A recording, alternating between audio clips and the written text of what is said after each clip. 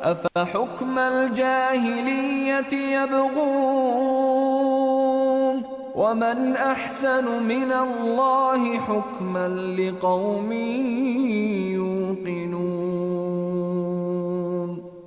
If they turn away from the law of Allah, do they desire judgment according to the law of ignorance? But for those who have certainty of belief, whose judgment can be better than Allah's.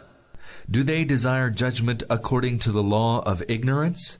The word jahiliyyah, literally ignorance, is used as an antonym to Islam. Islam is the way of ilm, true knowledge, since it is God Himself who has shown this way, and His knowledge embraces everything.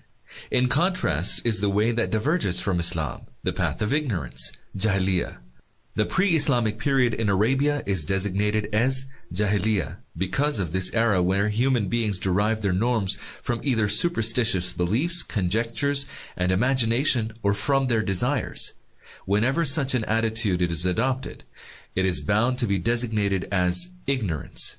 The appellation Jahiliyyah will apply to every aspect of life which is developed in disregard of the knowledge made available by God, based only on man's partial knowledge blended with imagination, superstitious fancies, conjectures, and desires. يا أيها الذين آمنوا لا تتخذوا اليهود والنصارى أولياء بعضهم أولياء بعض ومن يتولهم منكم فإنه منهم إن الله لا يهدي القوم الظالمين. Believers, do not take the Jews and the Christians for your allies. They are the allies of each other, and among you he who takes them for allies shall be regarded as one of them. Allah does not guide the wrongdoers. فترى الذين في قلوبهم مرض يسارعون فيهم يقولون نخشى أن تصيبنا دائرة فعسى الله أن يأتي بالفتح أو أمر من عنده فيصبحوا على ما أسروا في أنفسهم نادمين. Indeed, you see those afflicted with the disease of hypocrisy race towards them, saying, "We fear lest some misfortune overtakes us." And it may happen that Allah will either bring you a decisive victory or bring about something else from Himself, and then they will feel remorseful at their hypocrisy, which they have kept concealed in their breasts. We fear lest some misfortune overtakes us. The outcome of the conflict in Arabia between Islam and unbelief, kufr, had not crystallized. Although Islam had become a formidable force owing to the daring, courage, and sacrifices of its followers, the forces opposed to it were also tremendously powerful. To an objective observer, it must have seemed that either party had an equal chance of success, and so the hypocrites, apparently an integral part of the Muslim body politic, sought to maintain good relations with the Jews and the Christians as well. They expected refuge and protection from the Jews in case Islam was defeated. Moreover, the Jews and Christians held the greatest economic power in Arabia insofar as the banking system and the greenest and most fertile regions of Arabia were in their possession. For these reasons, the hypocrites were keen to maintain good relations with them. They thought that to regard the conflict between Islam and unbelief as crucially important, and to sever their relations with all those currently in conflict with Islam, would be too great a risk both politically and economically, or bring about something else from Himself. They were looking for a conclusive victory, or at least something not far short of it, to inspire confidence that the conflict would end in favor of Islam.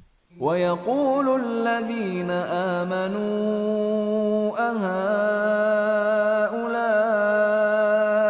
الَّذِينَ أَقْسَمُوا بِاللَّهِ جَهْدَ أَيْمَانِهِمْ إِنَّهُمْ لَمَعَكُمْ حبطت أعمالهم فأصبحوا خاسرين. While those who believe will exclaim, are these the self-same people who solemnly swore by Allah that they were with you? All their acts have gone to waste, and now they are the losers. All their acts have gone to waste, and now they are the losers. However much they might profess to follow Islam, by performing prayers, by observing fasts, by paying zakah, by taking part in wars in the cause of God, all was reduced to naught because they had not devoted themselves to the service of the one true God. In pursuit of their worldly ambitions, they had split their souls into two, distributing half to God and half to those in rebellion against Him. يا أيها الذين آمنوا من يرتد منكم عن دينه فسوف يأتي الله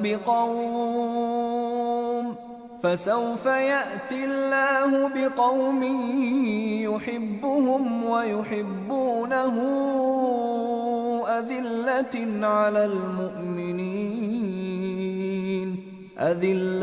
على المؤمنين أعزة على الكافرين يجاهدون في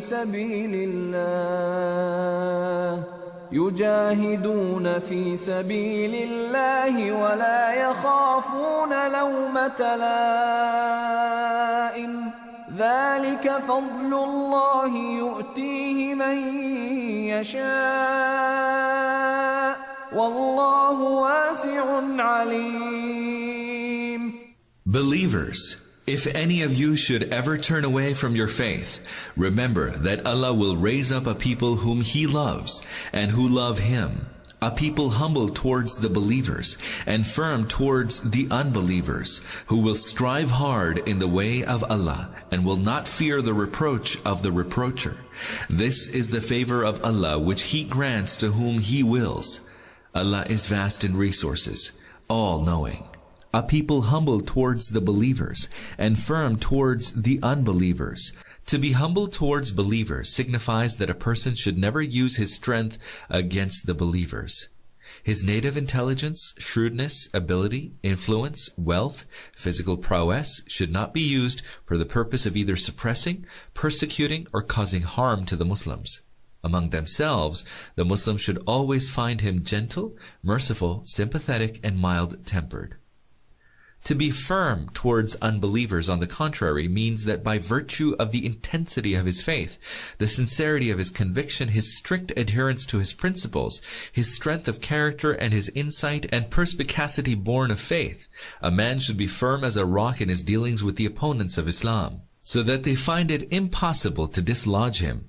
There should be no doubt in their minds that the believer would rather lay down his life than compromise his position by yielding to external pressures, who will strive hard in the way of Allah and will not fear the reproach of the reproacher. In following the religion of God, in implementing His injunctions, in judging things to be either right or wrong according to the criteria of the faith, the believer will be afraid of nothing. He will be impervious to opposition, reproach, denunciation, name-calling, and scorn. Even when public opinion happens to be hostile, and his efforts to follow Islam single him out for the scorn of the whole world, the man of faith will still follow the way which he recognizes in his heart to be true. إنما وليكم الله ورسوله والذين آمنوا الذين يقيمون الصلاة ويؤتون الزكاة وهم راكعون. Only Allah, His Messenger, and those who believe and who establish prayer, pay zakah, and bow down before Allah are your allies. ومن يتول الله ورسوله والذين آمنوا فإن حزب الله هم الغالبون. All those who take Allah and His Messenger and those who believe as their allies should remember that the party of Allah will be triumphant. يا أيها الذين آمنوا لا تتخذوا الذين اتخذوا دينكم هزوا ولعبا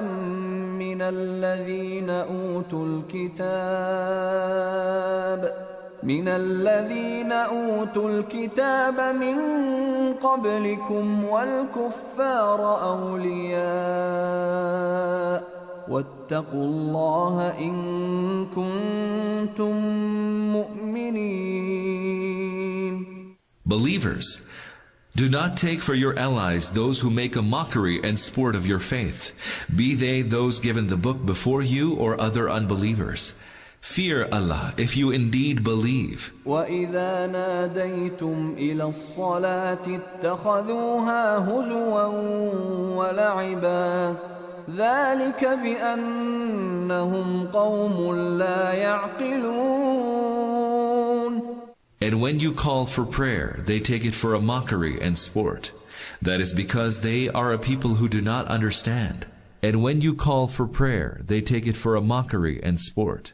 When they hear the call to prayer, the unbelievers make fun of it by mimicry, pervert its words to ridicule it, and utter disparaging and taunting remarks about it. That is because they are a people who do not understand. These are merely acts of stupidity on the part of unbelievers. Had they not been ignorant and foolish, they would not have stooped to such base tactics, despite their significant differences with the Muslims on religious questions. After all, can any reasonable person be happy to see the people who call to the worship of God be ridiculed and mocked? قُلْ يَا أَهْلَ الْكِتَابِ هَلْ تَنْقِمُونَ مِنَّا إِلَّا أَنْ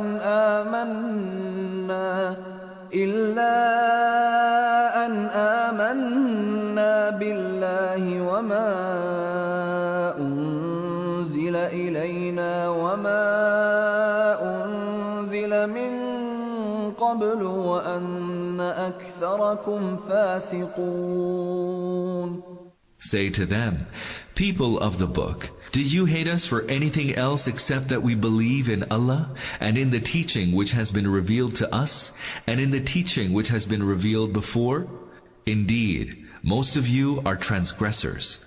قُلْ هَلْ أُنَبِّئُكُمْ بِشَرٍّ مِّن ذَلِكَ مَثُوبَةً عِندَ اللَّهِ مَن لَّعَنَهُ اللَّهُ وَغَضِبَ عَلَيْهِ وَجَعَلَ مِنْهُمُ الْقِرَدَةَ وَالْخَنَازِيرَ وَعَبَدَ الطَّاغُوتَ أُولَئِكَ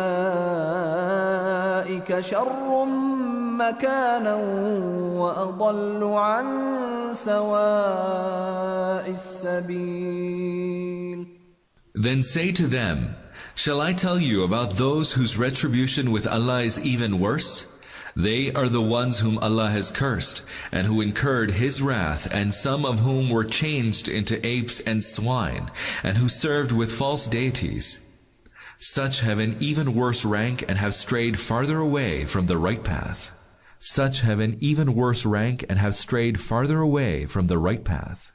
This alludes to the Jews whose history shows that they were subjected over and over again to the wrath and scourge of God. When they desecrated the law of the Sabbath, the faces of many of them were distorted, and subsequently their degeneration reached such a low point that they took to worshipping Satan quite openly. The purpose of saying all this is to draw attention to their criminal boldness. While they had sunk to the lowest level of evil, transgression and moral decadence, they vigorously opposed all those who, thanks to their faith, lived a truly pious and righteous life. وَإِذَا جَاءُوكُمْ قَالُوا آمَنَّا وَقَدْ دَخَلُوا بِالْكُفْرِ وَهُمْ قَدْ خَرَجُوا بِهِ وَاللَّهُ أَعْلَمُ بِمَا كَانُوا يَكْتُمُونَ. Whenever they come to you, they say, we believe, whereas in fact they come disbelieving, and go away disbelieving. And Allah knows all that they hide. وَتَرَى كَثِيرًا مِّنْهُمْ يُسَارِعُونَ فِي الْإِثْمِ وَالْعُدْوَانِ وَأَكْلِهِمُ السُّحْتَ لَبِئْسَ مَا كَانُوا يَعْمَلُونَ. You will see many of them hastening towards sin and transgression and devouring unlawful earnings. Indeed, what they do is evil. لولا ينهاهم الربانيون والأحبار عن قولهم الإثم وأكلهم السحت لبئس ما كانوا يصنعون. Why is it that their scholars and jurists do not forbid them from sinful utterances and devouring unlawful earnings? Indeed, they have been contriving evil. وقالت اليهود يد الله مغلولة غلت أيديهم ولعنوا بما قالوا بل يداه مبسوطتان ينفق كيف يشاء وليزيدن كثيرا منهم ما أنزل إليك من ربك طغيانا وكفرا وألقينا بينهم العداوة والبغضاء إلى يوم القيامة كلما أوقدوا نارا للحرب أطفأها الله ويسعون في الأرض فسادا والله لا يحب المفسدين. The Jews say, the hand of Allah is fettered. It is their own hands which are fettered, and they stand cursed for the evil they have uttered. No, His hands are outspread. He spends as He wills. Surely, the message that has been revealed to you from your Lord has increased many of them in their insurgence and unbelief. And so we have cast enmity and spite among them until the day of resurrection. And as often as they kindle the fire of war, Allah extinguishes it, and they go about trying to spread mischief on earth, whereas Allah does not love those who spread mischief.